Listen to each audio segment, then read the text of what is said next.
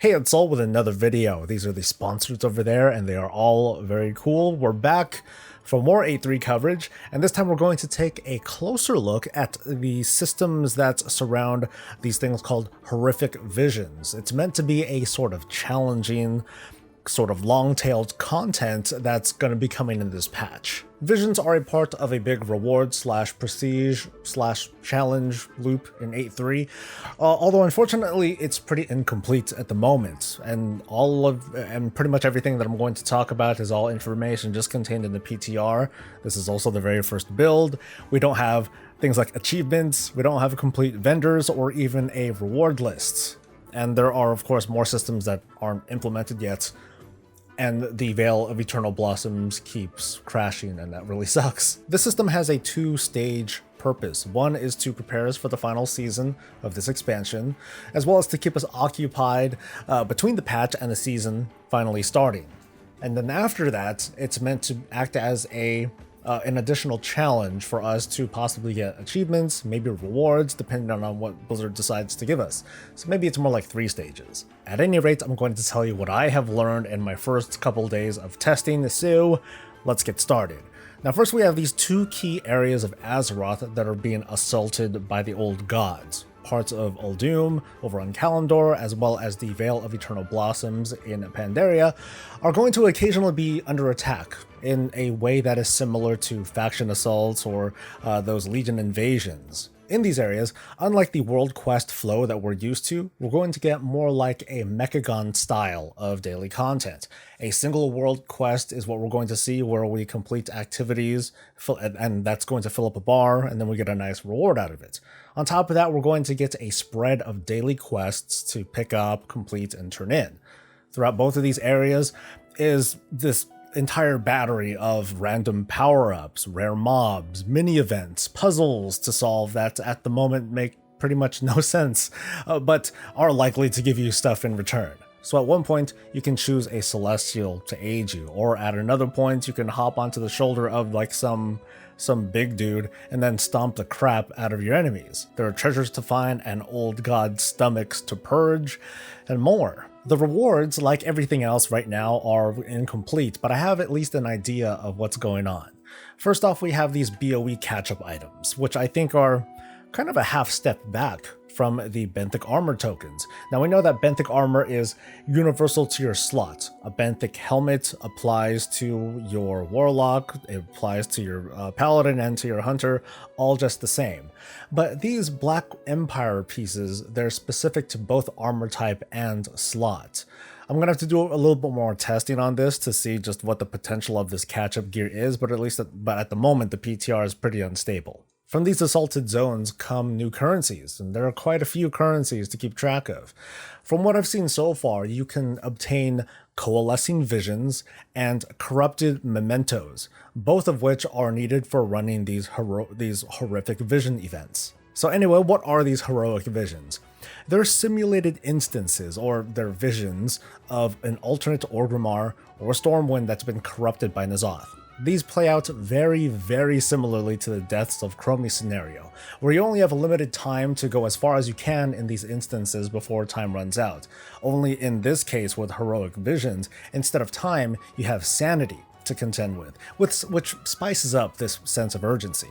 I'm going to get into the mechanics of how this stuff works later. So to progress through heroic visions, it's going to require multiple playthroughs in order to collect some of these corrupted mementos. And these corrupted mementos are what you will use to power up your character via this external talent tree that's in your Chamber of Hearts, and that's going to affect your vision experience. These talents can raise your maximum sanity, they provide damage and defensive buffs, and then just like the Chromie scenario, you get a kind of god mode, all for the sake of eventually completing the scenario in its entirety for some bigger rewards. To help you with that, Rathian is going to give you a somewhat legendary cloak. It doesn't seem all that legendary, it doesn't do a whole lot, but it's a legendary cloak anyway, and you can use this, or actually you can upgrade this to resist more of Nzoth's insanity in these heroic visions. The details on how to obtain and upgrade the cloak aren't quite fleshed out yet from what it looks. So what do these heroic visions actually give you in terms of rewards?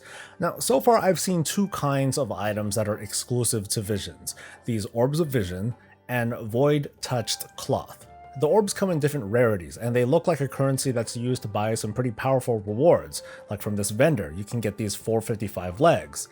This vendor, by the way, is in the Chamber of Heart, and there are two new factions coming in this patch, the Rajani and the Uldum Accord, although the vendors that are associated with these factions, they don't seem to have anything relevant to buy yet. However, before you throw your face into these heroic visions, you first need an item. A key, basically, to get in.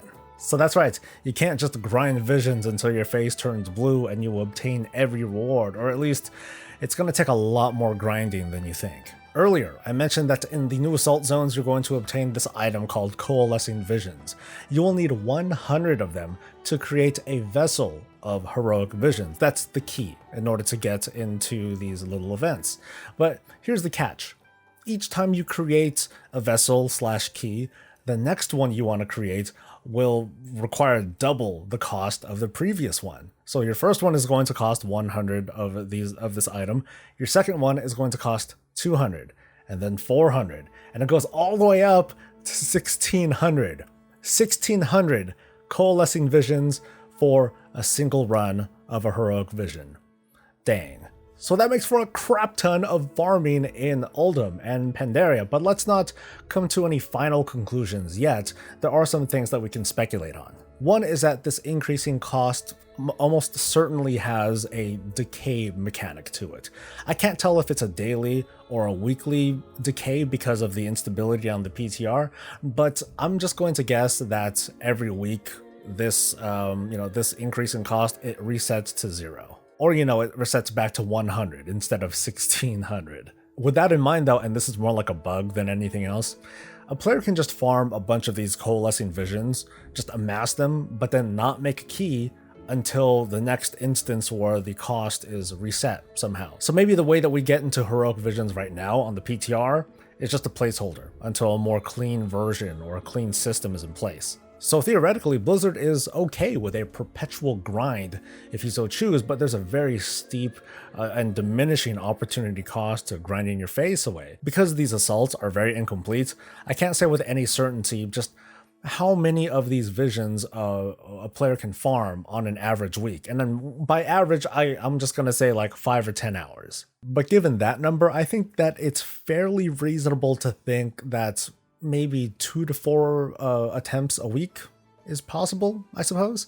It seems that Blizzard probably has alts in mind with this sort of method, because you could have one character run 2 to 4 runs, or you can spread that effort across multiple alts. It's also reasonable to presume that farming these assaults isn't going to be the only way to get the items that you need in order to run these horrific visions. There could be emissary rewards for the new factions, and then boat missions. I'm sure that's going to provide some sort of currency too, just like how they had provided prismatic monopearls and those spare crate boxes in Tides of Vengeance. So the outdoor world assaults are going to provide mostly catch-up gear and fun stuff. Horrific visions seem to provide a progression system that's based on reasonably consistent work, but it also seems to reward players who complete more difficult content. Working your way into the deepest parts of a horrific vision is a pretty big hill to climb, but it rewards you more orbs and of higher quality, and then there's a little bit more. So let's dive into the horrific visions themselves. I've done a few dozen attempts on the PTR, and then for the sake of testing, I fully cleared both the Stormwind and the Orgrimmar visions with a powered up character. If you're the type that has spare keys, you can jump into either the Orgrimmar or the Stormwind version because there seems to be an initial reward and you can farm both. And then basically you can repeat and run all of them until you run out of keys. Before you start a vision, you go into a kind of green room. You jump into a special place, you're hanging out with Rathian, and you're surrounded by these mysterious altars and masks, which I'm going to talk about later. Jumping to a vision day 1 of the patch is probably going to be a very quick and a very painful experience. As soon as you walk into these reimagined cities, you're going to notice a sanity bar in the middle of your screen, and you'll also notice that it immediately starts going down. Certain enemy attacks are also going to directly deduct from your sanity, and also enemies have abilities to slow and stun or fear you, all of which will waste time / sanity. Each vision has a main boss and 4 other bosses, along with a ton of trash between them.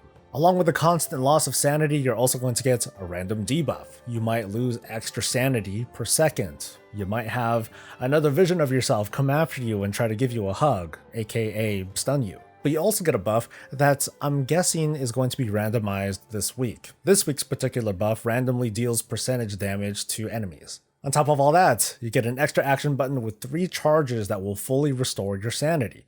To use it, you just need to make sure that you're out of combat and it has a short cast time. Since visions can be experienced both by yourself or with a party, these 3 charges to restore your sanity are shared between all your party members, so you want to make sure that everyone's balled up and together when restoring sanity. Depending on your group size and gear, odds are going to be really good that your first trip is just going to be comprised of going straight to the main boss and then finishing for the sake of finishing.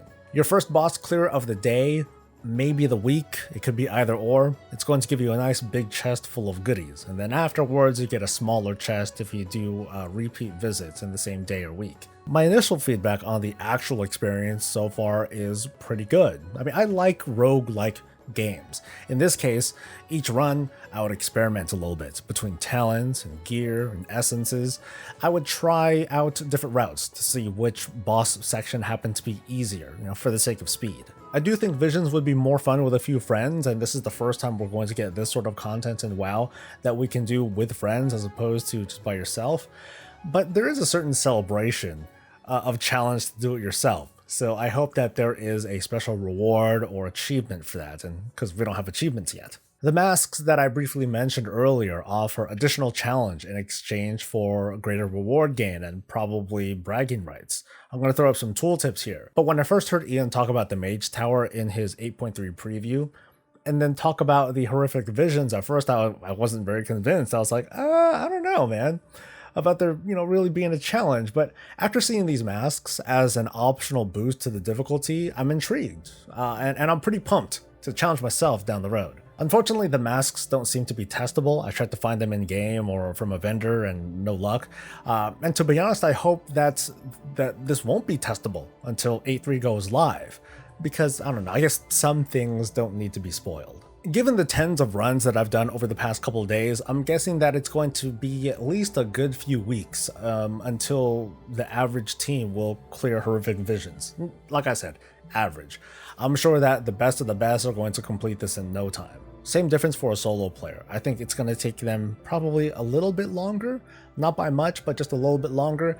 But the best of the best, they're going to be able to get by because they'll fit the meta, the best class, and so on and so forth. This whole reward loop between visions and assaults to visions, it should provide a decent variety of things to do between everything else that's coming in 8.3 and everything else that we can do now. There are still a lot of holes to fill though, a lot of incomplete stuff, like what's up with this so-called anti-Titan forging, void forging, whatever you want to call it, what's going on with the rep vendors, and just what is the complete assault experience like, because at the moment it is very bare bones. But that's all for now. I hope that this helped answer at least a couple of questions that you might have had about 8.3, but if I missed something, or if you just have a question, leave it in a comment. Of course, don't forget to like the video if you enjoyed yourself, and subscribe for more of this and all things Warcraft. I'll see you next time. Until then, stay safe, stay happy, and stay breezy.